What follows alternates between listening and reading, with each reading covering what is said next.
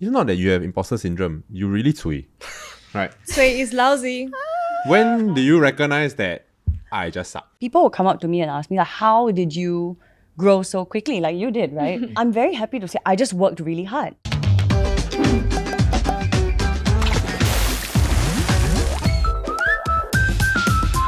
Hello everyone, welcome to another episode of the Hot Pot where we hop into different transitions in life. I'm Nick. I'm Q. I'm Joey, and today we have a very special guest. She's none other than Caitania, also known as Cait of all trades on TikTok. Hello! Hi, thanks for Welcome, having me. welcome. Please introduce yourself. I'm Caitania. I'm an actor, host, voiceover artist, and content creator on Instagram and TikTok. Well, it's very surreal to hear your voice in real life. Because I always see you on TikTok and I was like, wow, radio voice. Does it sound the same? Yeah, it does. But like, in real life. She's been thriving on TikTok Yeah. for the past 6 months, right? Yeah. Thank you. 100K in 6 months. I think so, yeah. Okay, guys, before we dive too deep, let me introduce the topic. So, I think this is definitely something a lot of people can relate to, whether you are in social media or not. As we all know, mental health is super important. And there are a lot of people who suffer from imposter syndrome, and as a result, it takes a toll on their mental health and well being. So, we're going to talk all about it today. And who else better to talk about it than social media queen herself? Talk to us about your meteoric rise on TikTok. What kind of content you create? That question is really like triggering my imposter syndrome, you know, like Wow. You have imposter syndrome? 100%. But I feel like I can weigh in on this topic because I experience it every single freaking day, you know? It's an everyday occurrence. Is it you just humbly skirted around your meteoric rise on TikTok? Okay. What kind of content do you create? So for people who don't follow you on TikTok. So when I started on TikTok, I wanted to learn what TikTok was about and how it works, right? And so I decided to research a bunch of videos by watching TikTok because that's how you understand the ecosystem. And then I decided to execute every tip that I got from every creator that I watched. And I made one a day. Oh. Yeah. It actually works lah. All those tips. One a day, I think. No, really because works. I learned also what works and what doesn't work. Yeah. And So you what know, doesn't work for you? Example.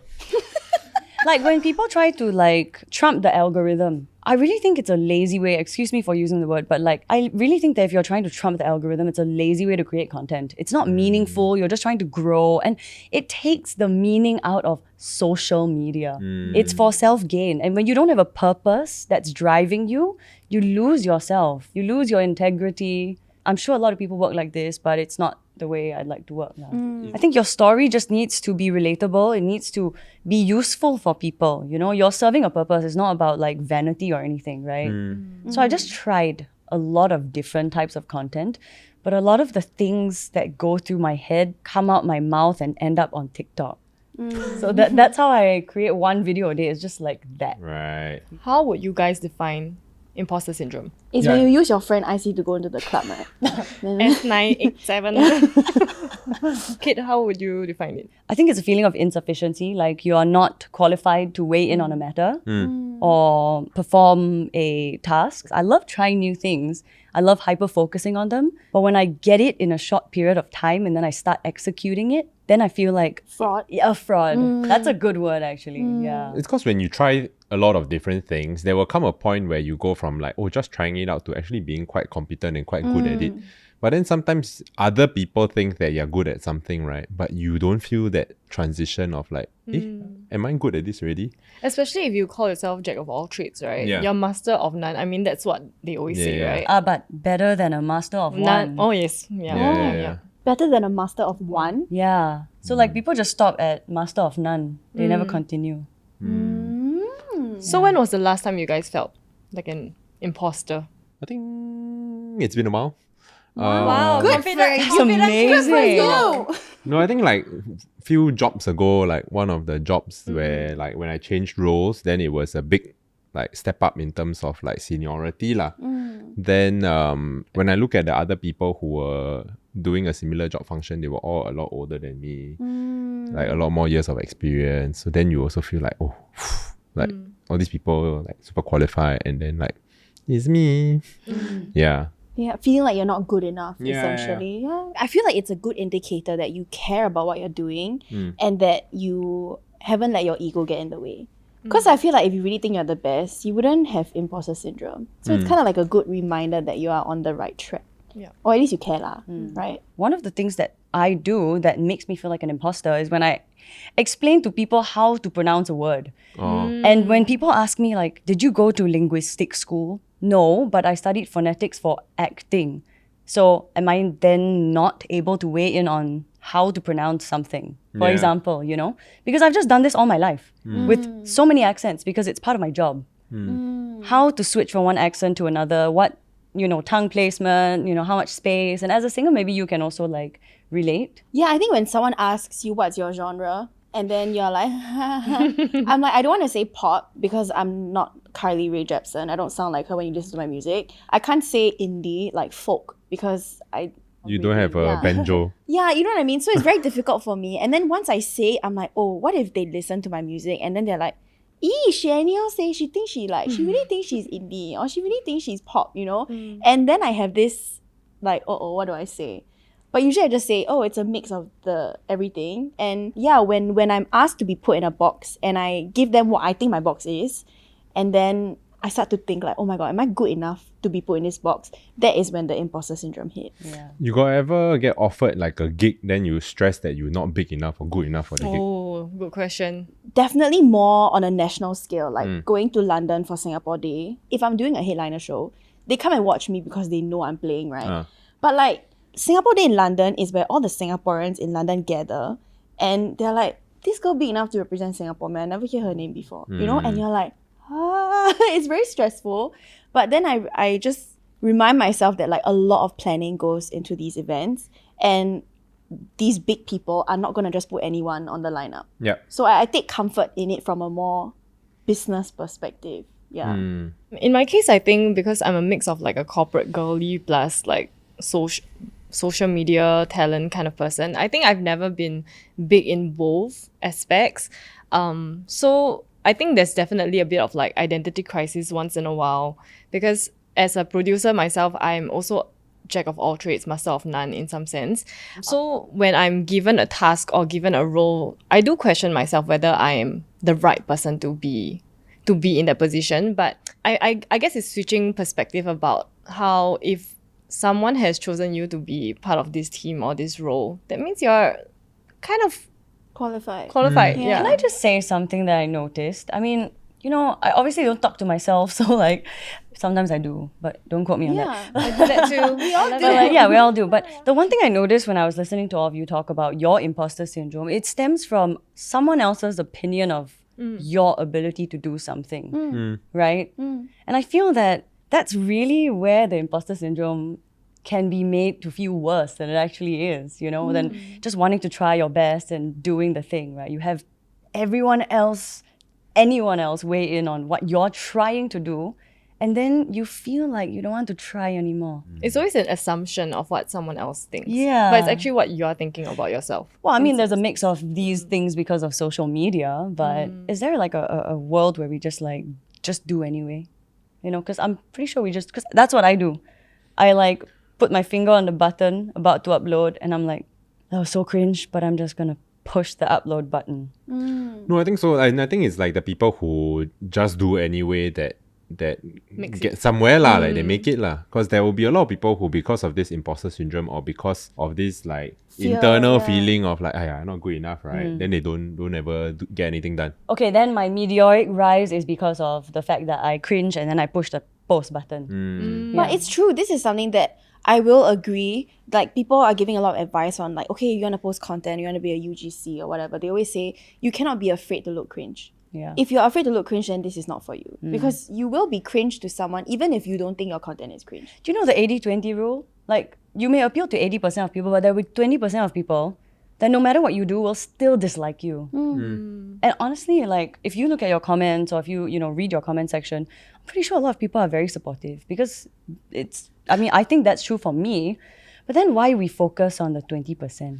What about some content creators that got only it's the other way around. Only got 20% of people like them, then 80% of people. Do you have one in mind? Is that I think cannot say. I mean, hate following is a thing. Yeah, sometimes I see the comments are like, wow, what this person do? But it's still growth and still eyeballs and still monetizable. Like when you look at the comments, right? And for example, for TikTok, for me, right? When I look at the comments and it's hate comments, right? Then I'll go to the person's page to see if they follow me. If it says follow back, it means they follow me. And Fan so behavior. I'll be like, that's fine. You can comment whatever you want. Thank you for the engagement. Oh. I keep you. But if they don't follow me, I block. Oh. My mental health is important too. I cannot keep posting my cringy content and like seeing this because then I don't want to post my cringy content anymore. As in, I love that, but you know there are some creators who really have a lot of haters, and then they to end block up all, they end up blocking a lot of people, and then people will come back saying, if you're not receptive to feedback, how are you gonna improve?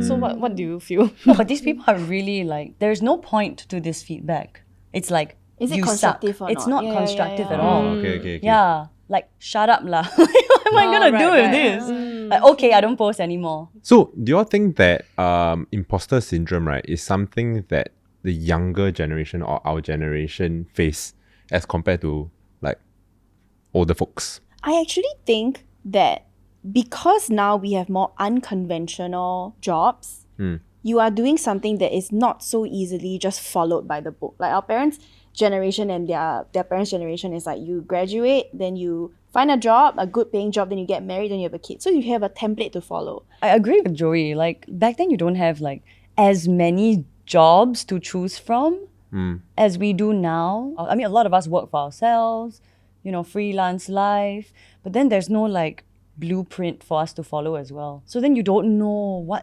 how to track the metric towards success. But at the same time, right, because back then we don't have social media, the comparison is lesser, It's true. right? Then do they talk about it over coffee, like their wins and their milestones? Probably lah. Then their friends will feel like they're an imposter because their other friends flexing. Like during Chinese New Year. Yeah. Actually, the other sort of way to look at it, right? There probably was a time where in the workforce, right, when our parents and all that were in their prime, and then after that, like the generation below them that were more widely educated were coming into the workforce, there will probably be the imposter syndrome also. Because as a manager, right, I'm managing someone who is educationally on paper more qualified than me. Okay, I don't have a degree, but then like I am like the person under me, MBA candidate, that kind of thing. Especially if I'm working in an MNC and things like that, right? Then you also be quite stressed, right? Because like, you report to me, but then like this person has probably a higher career trajectory. Yeah, I mean, I do catch myself feeling like an imposter, especially when I'm in a room full of older people.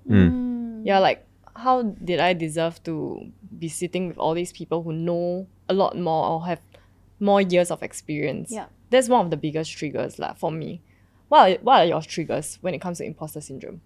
I think quite similar is probably age. And then the other bit is like when like paper qualifications law. Kate, do you feel it a lot on social media? No, I just keep my head down and do what I want to do. Like if it's meaningful, I'm proud to put my handle behind it, my face behind it.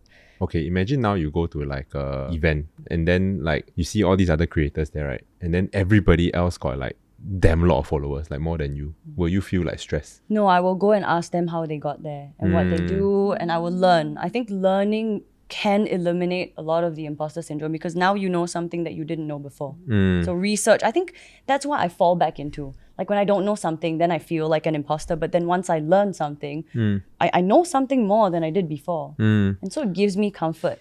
Yeah. So maybe like the way to navigate imposter syndrome, right, especially when you are surrounded by people who like trigger your imposter syndrome, is to recognize that, okay, these people are very experienced. Yeah, but we then can celebrate. the perspective to look at it, or the way to look at it, is like these are people I should be learning from, not be intimidated by. Yeah. Flipping it around, right? Now that I've hit like 160 something K on TikTok, right? Like people will come up to me and ask me like, how did you grow so quickly? Like you did, right? And the thing is, I don't know, I just worked really hard. If 10,000 hours makes a master, the more you practice, the closer to mastery you get. Then you will start to eliminate that imposter syndrome. I tell you where I got imposter syndrome. When my clients asked me to sing at an event, I studied musical theatre as a degree, right? I did a lot of musical shows. I did a lot of like overseas shows and touring shows, and now I come back, I just do MC, I just do voiceover. When the clients ask me to sing, sometimes I feel a little bit of an imposter syndrome. Because when people say, oh, you are a singer, I say, no, I am no longer a singer. But I can still keep a tune pretty well because I did a degree in it. But what I cannot call myself is a singer. I will say, I still sing. Is it because you set a lot of high expectations for what a singer, like the prerequisites for being a singer? Yes, absolutely. Because I came from musical theatre school. This is terrible to say, but like whenever I see other people who can barely hold the tune, like sing a song and then say, I'm a singer, guitarist, I'm like, are you really, or do you just like to sing, right? Because I hold we always talk about myself to the same Don't standard, expose us. right? But you know what Yeah. I mean, right? It's not like I'm looking down on them. I think like I wouldn't call myself a singer, even though I've been through a degree in that. Like the audacity, right? But not in a bad way. Like It's the anti-imposter syndrome. Like Dilulu. When you, exactly, It when is, you need some really. imposter syndrome in your life. I'm like, you should be a little bit more. Yeah, so which actually brings me to my next point, right? Is a certain degree of imposter syndrome good? Like, can it be positive? Like, a little bit lah. I think it's necessary. I mean, look at imposter syndrome at its core. It means you are analyzing what you're doing and you care about what you're doing and the quality of the work you're delivering. Yeah. And as a result, you're being self-aware about it. I've analyzed this a lot on my own also, because sometimes I host, right? But I will never dare to call myself a host because I have on paper a lot to show for my singing. So I'll be very happy. If anyone doubts my singing, I'll be like, that's on you, it's not me. Because I'm very secure in my musicality. But hosting, I don't have a lot to show for it. So because I don't have a lot to back me up, right? It's very easily wavered, which I realize comes from an inside thing. Like you need to feel secure in it as well. Question pod. All right. Okay, come guest first. Ooh. Would you rather give up on air conditioning or Wi-Fi for your whole life? Air conditioning. Okay, correct. Got no right or wrong. Not right or wrong, but correct. Correct. Yeah. What is your ideal solo date in Singapore? We'll start it off with breakfast. Oh. I want to go like Joji's Diner. Pretty good breakfast. Not too expensive, good. Then we'll head to the zoo. After zoo, go Sentosa to swim. Then you go to Vivo for dinner. Then ice cream. Then go home. Oh, wow, okay. Cute. What is your number one red flag in a relationship? When they call themselves a singer but they cannot sing. The real red flag in a relationship is that if that person is emotionally unavailable. Or just not available for you or to have you in their life. Yeah. Lessons learned in my 20s. Would you rather go about your day wearing wet socks or not being able to wipe your butt after pooping? Wow, it's pretty straightforward, this one. I'm so sorry, but like, Wet socks lah. but You of wait, you course. rather As in wear the wet socks lah. for a whole day. You would rather the other thing. Listen. No, Joey and I don't think you understand the Yeah, y'all feeling don't of know wet how socks in an bad it enclosed shoe. It's so sore. You feel like your Hey, foot's gonna drop Who's off. the one that served NS here? Ladies, I have done I this. do not NS expect is this a from concept. you. I don't think you NS is- understand the feeling of a yeast infection. I Why have- must touch the Gigi one? No, but you don't wipe after you poop. The question, does it state that you never wipe properly or never wipe at all? Never wipe your butt after pooping. Okay, So then never I wipe choose at the wet socks lah. Yeah. all. Yeah. Sensible. I have done the Yeah. wet sock Come thing. on, Joey. Yeah lah, wet socks lah. Correct. I have worn wet socks for a week straight. Ew. Army. It's bo pian. Do you like have a foot fetish daddy that you sell that socks to? What's going on? It's a thing, man. Hop back to the episode. Messagism ah. Let's hop lah. Let's hop. Messagism. So is it right to say that like to your point, right? Imposter syndrome pushes you to do Be better. better. Yes, I think the perfectionist in me Yeah. requires the imposter syndrome to be better, but I think you need to have it at like a little bit. You know, Little it's bit like a lah. little bit. Yeah. So it's like okay, Supplement, it's not supplement. perfect yet, so Sprinkle. I need to practice. Correct. Yeah. As compared to like to your point earlier about those people that cannot sing but call themselves a singer, they'll be like, hey, I can hit that note. Or like my mother say I sing very well, so I'm a singer. Then they go on YouTube and start doing covers and things like that. But I also think there is something to say about words have power, right? But integrity to keep doing better, to keep upgrading yourself. I think imposter syndrome has the negative connotation of, insufficiency. I think ultimately it's, in other terms, it's just self-doubt. Yeah. Right? It's self-doubt. Yeah. And then, I mean, for me, when you mentioned about being a host, right? Like, the three of us are hosts, but we don't really call ourselves the hosts. Yeah. We're just like yappers on this podcast. And I think a lot of times when our friends ask us, oh, how is it like hosting? I can't really answer that because I feel like I'm not qualified to be called a host, right? Yeah. Because I'm just here talking to my friends. And I think I told them before, like, there were times that I wanted to just bail on this podcast. There was one time I told them that I might just, like, sort me out. Yeah, no Because I way. feel like someone else can do a better job than I can. But I think ultimately it comes down to the goal, or like the objective that you're trying to achieve. Because if I'm trying to be like a very polished presenter, then definitely that's not what I am or who I am. But if I'm just trying to be a friend or relatable person that shares my like real stories, then I think I did a pretty okay job, You're doing like, great, sweetie. Yeah, you're doing super good. Okay, I got a question. So how can you guys tell if it's really imposter syndrome versus someone who's lacking skills? Oh, wow, I like this question. Means actually, right, it's not that you have imposter syndrome. You really cui. Right. Sway is lousy. When do you recognize that I just suck? See, that's why I feel like with imposter syndrome, it really is this game of perfectionism and self-awareness. You need to have all three for it to not work against you. Once you don't have one, it will work against you already. So how to tell? Yeah. So okay, from the singing example, right? Yeah. Say like I have been uploading covers on YouTube for like 1 year. Then 80-20 rule, right? 80% of the comments is like, bro, you cannot sing. Yeah. I mean, listen, everybody has a different level of understanding when it comes to music or skill set, right? Like, if they enjoy it, please enjoy it. Yeah. So okay, then maybe the real question is like, why are you uploading your YouTube covers for? If it's for your Practice lor, own maybe enjoyment, practice then lor. okay. But then if it's like, I'm a singer. Okay, but like, Can you not? whose first upload is good? You tell me. Yeah. Did you all see the Ed Sheeran? Yeah. Like this clip of him, like he was Was it on on a talk Saturday show. Night Live? He had a voice memo, right, of His him, first his first song. Then it was damn bad. Because like So he was bad. saying that everybody always says he's very talented and things like that. But it's like, it's not talent, man, it's hard work. Maybe the way to go about it is you must constantly seek feedback. Objective feedback from people that you can trust. That you can trust, yeah. Yeah. Remember I told you, right? My friends tell me like when something is bad, like, Oh, you mean when they're bad at it? yeah. Oh, right. Okay, right. That's what we're talking about, right? Yes, Or maybe yes, like yes. you Okay. are 40 years old, then you never kick a football before in your life, and you say, I want to be Cristiano Ronaldo.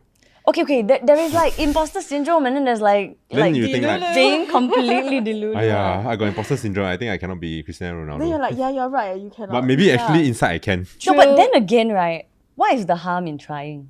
To You be just Cristiano. get true. better at whatever you're trying to do. Or you realize you cannot, then you can move on to your next dream. Yeah, absolutely. For me, when I first started singing, I just genuinely wasn't sure. Is it my parents just tell me I'm good just because they're my parents? So I started uploading covers without, like, under another moniker. So then I would send it to my friends and be like, hey, I just found this girl's cover. What do you think?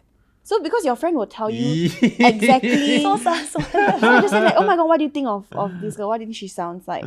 And then I knew they would tell me straight up what. Yeah. So to that point, right, when do you all think imposter syndrome is manifesting in a overly negative way? At which point then like, wow, it's an issue. I think when it's debilitating. Yes. Like you everything else cannot do lah. When it hinders your ability to deliver what you are supposed to deliver in the first place. Yeah. Or when you start to nitpick everything, like everything that you do, let's just say hosting, right? If let's say you nitpick every sentence that you kind of like piece You together, pronounce or, one word wrong. yeah, then you're like, oh my god, Then you turn down every single hosting gig after. correct. Then I think that's self-sabotaging. Yes. Yeah. True. And when you don't even try. Yeah. Like imagine your boss just tasked you to handle this presentation and you're like, no lah, I'm not good enough. And then as a result, you don't even try and build the deck. Then now you truly manifested like what you were afraid of. You are not good enough because you didn't rise to anything at all. I think if you try and you try your best, then no one can fault you for that, right? Or rather people can fault you lah, but they cannot fault you for not putting in effort. Correct. But if you don't do at all because of imposter syndrome, then you fail by default ma. I saw something on TikTok today and it says you can't say I give up without first saying I give. You need to give first, lah. Yeah. But you seem like someone who has like sheer willpower and determination. But what about people who don't have that? I didn't either when I was younger. Then how do you overcome that? Do. Don't think, just do. Sponsored by Because- Nike. Sorry. I didn't say the it at the back, okay? We cannot. Just do. You know? That's why I love it when people have the audacity to fail greatly, you know? Because they dare greatly. So who am I to judge them, man? I think it's also about having a balance between like external validation and like regulating your own internal emotions. So it's like there are people that surround themselves with like either very positive people or very negative people.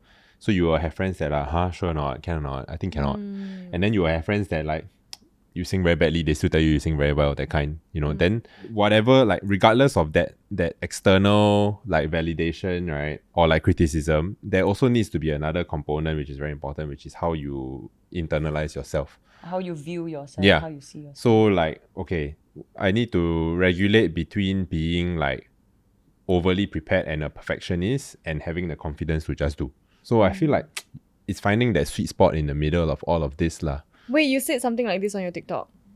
Oh yeah, my dad taught me like you either win or you learn. You're not like you you never don't fail. you never fail.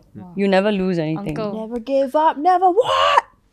Never, I forgot. Wait. Well, I can Never- I forgot already. I Never forgot. give up, never what? Then Then it's back down. oh yeah. Oh, Did I say it wrongly? Wait, never feel give like- up, never. never. This one Is is it never like, back down, never what? This is Yeah, a I thought it was 2023 never Never back trend. again. yeah, 2023 trend. Never back down, never what? Never give up. Ah yeah, my god. I also never give up. See, I try again. Hey, learn from Joey, guys. Learn Yeah. from Joey.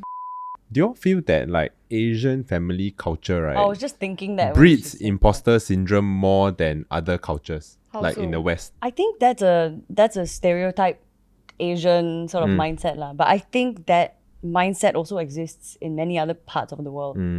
Yeah, I can see why it could be a cultural thing lah. Because even when I go to New York, I mean you've been to New York as well, right? When people come up to me and say, "Oh, are you an actress or a model?" I'm like, "No, I'm an actress." "Oh, where can I find your work?" But in Singapore, they're like, "Really, man? I never see you before. Never see you before."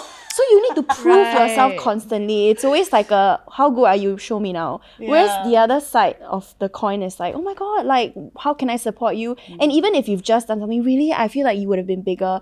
I'm so glad I meet you now in your career rather than like next time when you're bigger. It's very Yeah, encouraging. it is.